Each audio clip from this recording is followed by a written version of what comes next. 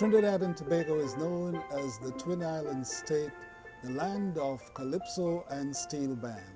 Well, today we're going to get an example of steel band music from our legendary pannist, Professor Philmore, on Carib Nation TV. Coming up right here, right now. Stay tuned.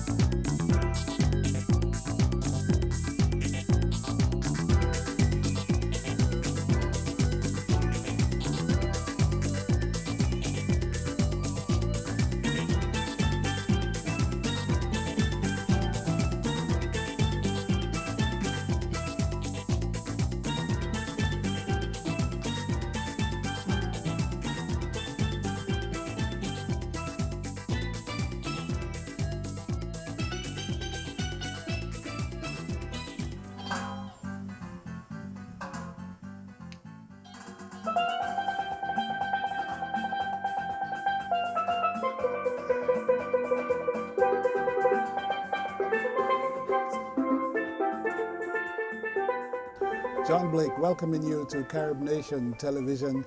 Our guest today is Professor Philmore, legendary pannist from Trinidad and Tobago. And Ken, welcome. Oh, it's good to be in D.C., John. It's good to be here. Good to see you. Right. It's good to see you too. We're getting back to old times, right? Old times. So as I said in the intro, we know the name Professor Philmore, and we know that you're a pannist. We heard some of your recordings. Most people have. How did you get that name, Professor? Well, it was all the way back in the 70s when I wanted to play the instrument. I loved the sound of the instrument. How old were you then? 8, 9, okay. 9, 10, around that time. Right. And then my dad took me to Hatter's Spaniard. Right, the Maritime Hatters. Maritime Life Hatters. That was all the way back in 1973. In South Trinidad. In South, because I'm from San Fernando. Right. And when I got into the yard, I used to wear these old bone frame glasses, Woody Allen style glasses. Right. So when I got into the panniard with my pan sticks and so on, and the guys in the band looked at me, I had this kind of nerdy look, So thank God for contacts. Right. But when I got to the yard, these guys looked at me, they said, "You don't look like a pan man, you're a professor." And I hated the name. I hated the name Professor. And, ironically, that name stuck with me from then. Those are the names that stick. But from then, John, till now, and it stuck. So everybody knows me now as Professor Philmore in the music world.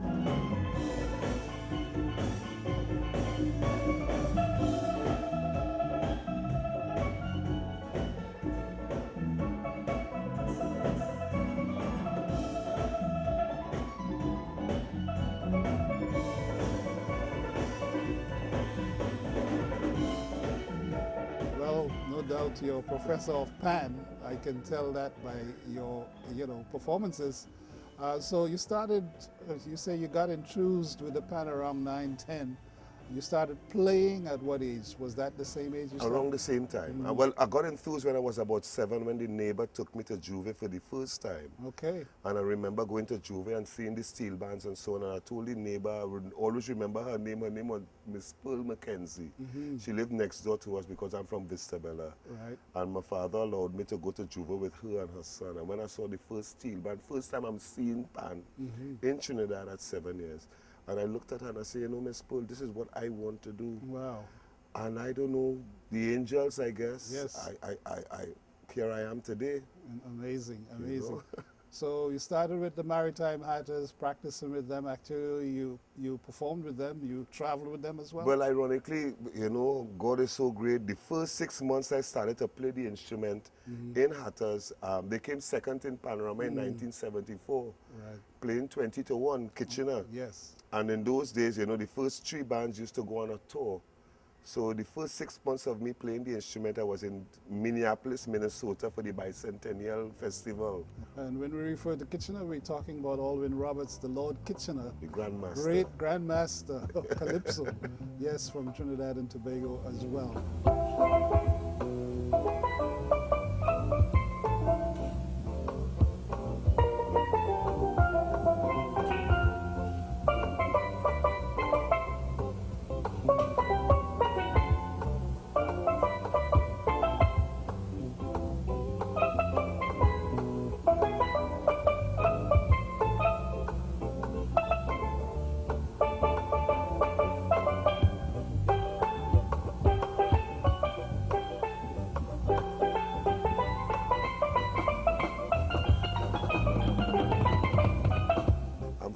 35 now, so you can say I've been playing pans for about 42, 43 years now. Well, as long as I've been Yeah. in radio, which is Yeah, interesting. professionally about 35, you could say professionally 30 something years, yeah. I will never forget that performance, Pan by Storm. As a friend of ours said a little while before the interview, that is your signature tune. You know, Yeah. a lot of people knew about Professor after Pan by Storm. Yeah, that It song mashed up the savannah. that song brought a lot of recognition for me around my peers, Right. you know, because I've been arranging before that, but when I came out with Pan by Storm with Frontline 90, and by the way, we lost.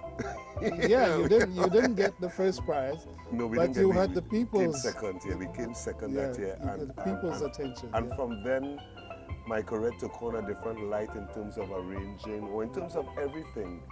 Up to today, every day I go anywhere and people would always mention Pan by Storm to me. As a matter of fact, a lot of people would tell me they think it's one of the best songs that ever passed through the savannah in the history of Panorama. I really do. And you know, it's also tell us about an age when, you know, composers were composing their own tunes around that same time. They started, and you know, that was a tough entry to compose your own song. Yes, well, I really learned from Ray because Ray Holman is the first that started to compose in the 70s. Right. You talking about Pan on the Run, Pan on the Move, Yes. remember with Starlift, and then Boogsy took it Boogsy, over after yeah. that. Len Boogsy and, Sharp. And then this is where Panmen now started to compose their own songs, and it wasn't so accepted No. by the public, but now a lot of people look for own compositions from Panmen.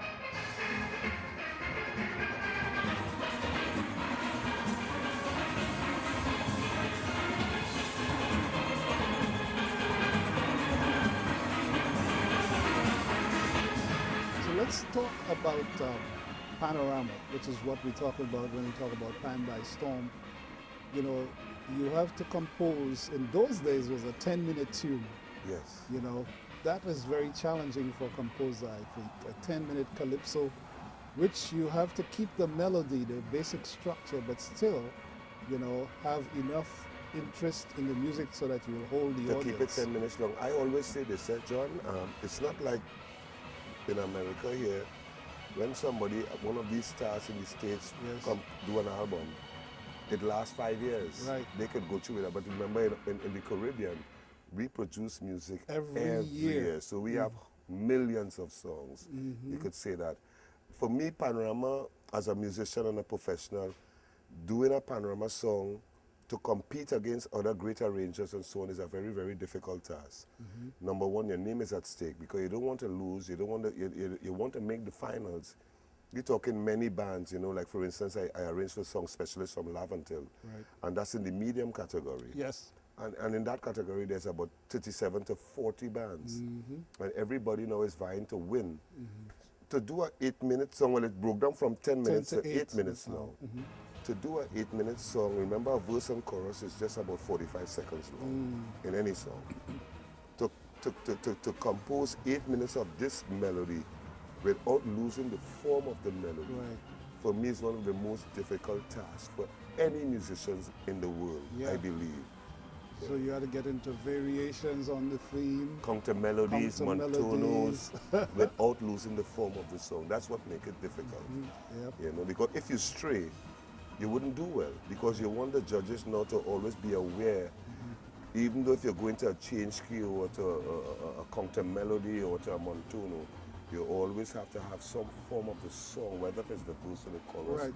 in Borrow that piece something of from music. the melody. Yeah, so true. Interesting indeed. I always admire, you know, all these composers, you know, especially those who make it to the top, the final. Now, do you think we're doing enough to promote pan music in Trinidad and Tobago, or more could be done? Oh, a lot more could be done, John. You know, I feel sorry for the kids at home. For instance, in England, pan is part of the curriculum. I have guys that I taught in Trinidad. Right. I used to teach at the Pleasantville Senior Comprehensive, the pan program. And a lot of the guys that I taught went on to be professional musicians now. So they're spread out all over the world, who on cruise ships, who living in Japan, who in Europe. And we're not doing enough. I believe strongly that pan should be part of the curriculum, which is not. should be the part of the curriculum in Trinidad, and I believe every Trini should at least play, if it's Mary had a little lamb on a pan, you know what I mean? But no, I don't think we reached that level yet. You know, in the States, there's so many programs. College, you could go and do a pan degree and get a degree off of playing pan. Right. I think that's a very recent thing in Trinidad here, you know. So I just came from West Virginia, Ellie Manet, Right. the summer program. Over 140 people came, and the beginner class, there's the intermediate class, there's the advanced class, and a lot of people, I'm not saying that people don't love it home, but you know, according to what Stalin say, we are part-time lovers. Yes. We love the panorama thing, we love the competition, the musical Love war. the party. But when you go to Japan and you go to Ohio, the amount of steel bands it have in Ohio, Switzerland alone has 300 steel bands. Wow. You know, these people out here, they don't compete that much. But I guess like how it happened to me, they love the sound. And a lot of them come to Trinidad for panorama from Japan, from Europe, to be part of the whole panorama thing. But it's more than panorama. It's about learning the instrument. There you go. You know, as I said, I feel sorry for the kids so because they don't know how wonderful it is to play Right. the instrument. When they have these pan events in Trinidad, you see a lot of people our age going to it. A lot of kids playing, yes, Right. but kids not going to listen. You know, Yeah. so we need to educate them a whole lot more about the history, how wonderful it is. And look, for me, I make a living by it. I travel the world. I represent the red, white, and black. You know, and this is what I want to do. I want the world to know about the instrument a whole lot. 'Cause it's still primitive to a number of countries. Yes. You know, so that my goal is that really. Let the world know about the instrument, because the drums, remember, was invented in New Orleans. But we have drums set in panorama bands. We have drums all over the world. You know, so Right. something like that. Interesting indeed. Now, I know that the schools have their competition with their pan sizes. Yeah. But you are saying specifically they should have a curriculum Year round. within the school system. Year round. Year round. And Right. even not even playing of the instrument, you know, manufacturing of the equipment, the stands, Right. the sticks, Right. the T-shirts, you know, a lot of other countries are doing it a lot, selling, you know what I mean. The richest people making money off a pan and is not Trinidadians. Right, I didn't think so. Sad to say, because they are marketing it in a different way than how we market it home, the competition, the war. And when Carnival is finished, you know, pan just goes right down. But of course, you know, me as a professional, after Panorama, I go into my individual playing, you know what I'm saying, and I tour, I do concerts, I travel a lot, jazz festivals, weddings, everything, concerts, you know, award ceremonies. Right. Yeah, this is what I do for the rest of the year. Then you have to block out a certain part of the year because you have to arrange for 3 bands in 2015. I'm doing 3 bands here. That takes hard how much work. of your time? Yeah. So, like for instance, around November, December, the traveling will stop, because here I am now preparing myself Right. for that musical war, which is Panorama. Yes. You know, yeah. It's a totally different mindset there.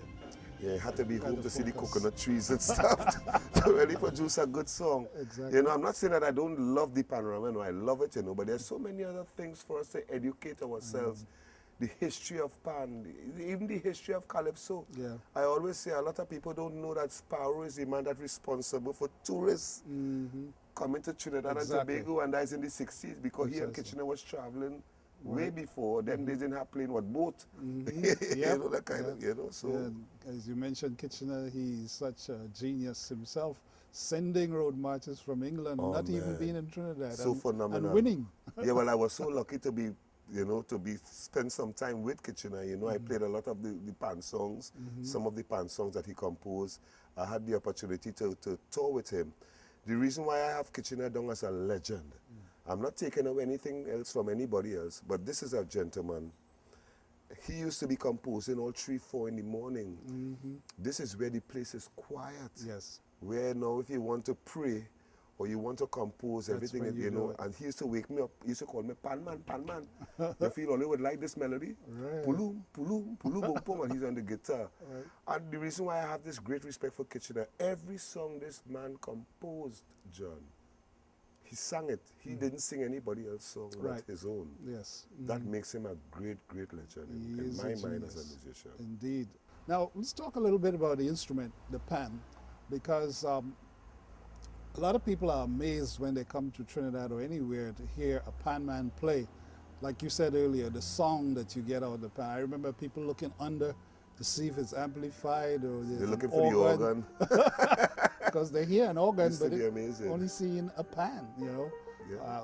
So talk a little bit about the creation of the instrument. I know that you're not a tuner yourself, but you know about tuners. I don't tune them. I play it. Right. But of course it came from the oil drum. Right. You know, it's an oil drum and it's tempered and tuned, and the notes, you know, the notes are, it's just like the piano. Right.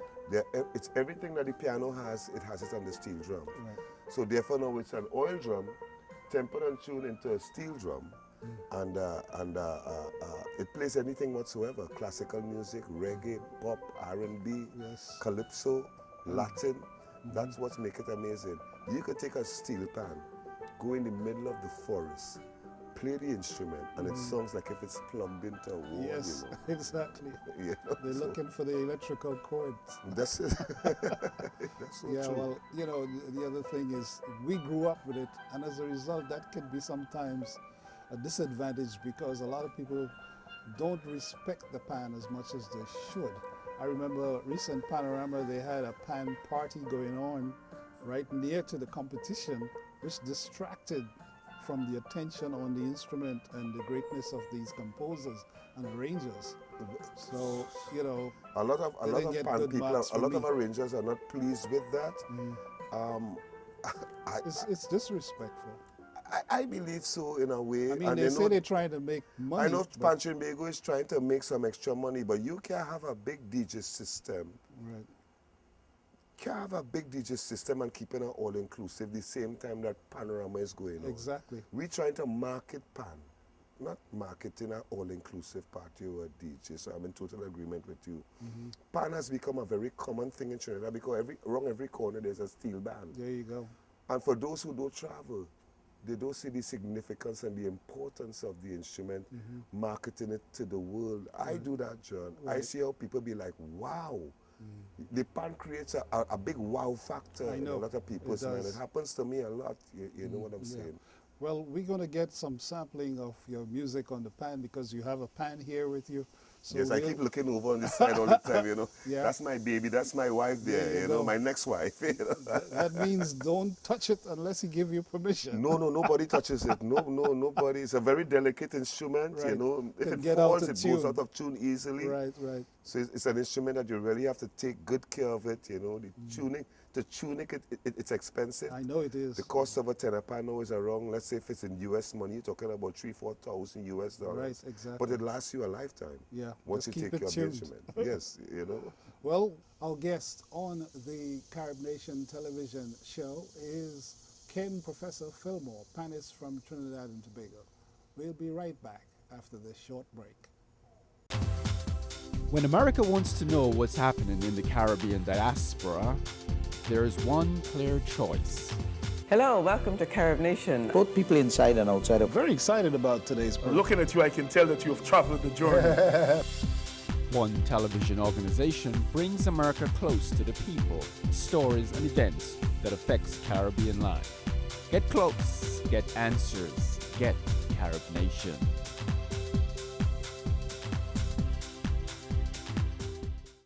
My guest on Carib Nation TV is Professor Philmore, legendary panist from Trinidad and Tobago.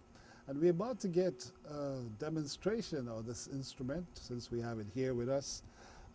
Ken, what are we going to play for them today? Oh, I Well, played at one least of the our first two. one of our favorites. The first one is by the Spinners. Right. Could It Be I'm Falling in Love? That was a #1 hit back in the 70s. Oh, yes. But it sounds wonderful on the instruments. I want to share it with you guys. All right, and that I can relate to because the 70s is when I got to this country and Spinners was doing it. So I know they're going to be familiar with this. So let's listen to Ken Philmore on the pan with Could That Be That I'm Falling in Love by the Spinners.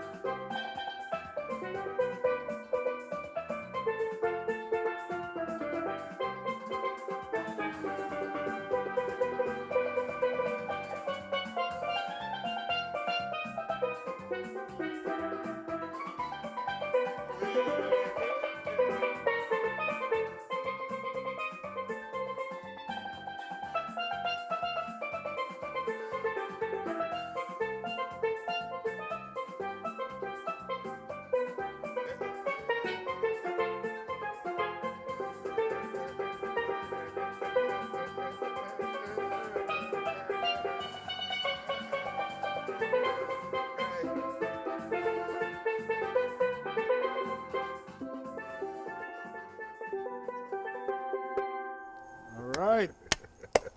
Ken, Professor Philmore, our special guest on Carib Nation TV, Woman on the Bass. That is Woman on the Scrunta, Bass. right? Scrunta, Woman on the Bass. That's a big calypso. I don't know the exact year, but I know it was a big 1980, calypso. 1980. 80s. Okay. 1980. All right, I know you would know. And of course, he's been our special guest on Carib Nation TV. Just a little bit about the pan before we close off the show. Now, there had been a little controversy about standardization of the pan. Yeah. How is that moving forward? Because one thinks that if it was standardized, more people would be able to play interested, yeah. internationally. But this instrument is not one of those. This one was invented by Elie Manet, Right. this is a thirds and fifth. But then there's the fourths and fifth now that Right. a lot of people play. So it is standardized to a point, not with everything, but at least with the tenor, the double tenor, the double seconds, the cellos, and the bass. Okay. So we are getting there getting with the standardization, of course. But every tuner have their own style and feel and where certain things should be. But it's been standardized. Yep. It is. I know you call it the steel piano, right? It's the steel piano. It sounds wonderful again. And there's no plug. There's no organ, no electronics. Look under it. Yeah, it's an ordinary oil drum, oil, and it's tempered and tuned into a musical instrument. Yes. And my hat's off to the tuners all over the world Yes, indeed. that make the instrument. I can't make them. I'm too small to be that ponging, but I play them though. I play it, You play it very well indeed. I do I'm sure try. our audience enjoyed that. Ken, Professor Philmore, our special guest on Carib Nation TV. This is John Blake.